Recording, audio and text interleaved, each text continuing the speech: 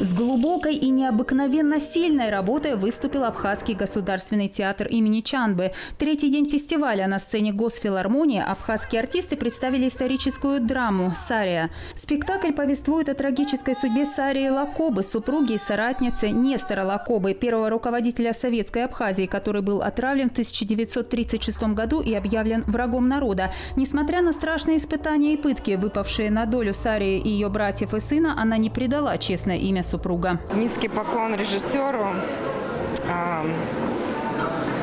Честно сказать, несколько раз очень плакала.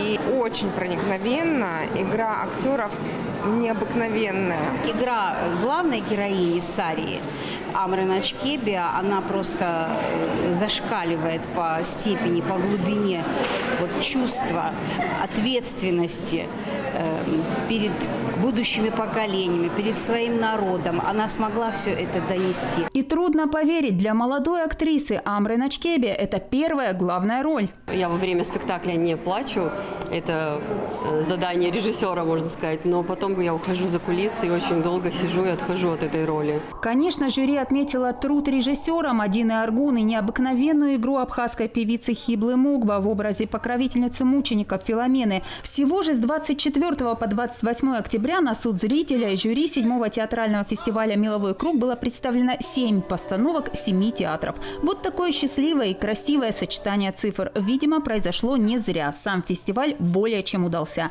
Критики отметили, что 2 карантинных года пандемии театры не сидели сложа руки. У них было время провести глубокую внутреннюю работу, результаты которой нам теперь посчастливилось видеть на сцене. Елена Юсов, Азамат Шиджашев. Местное время. Воскресенье. И на этой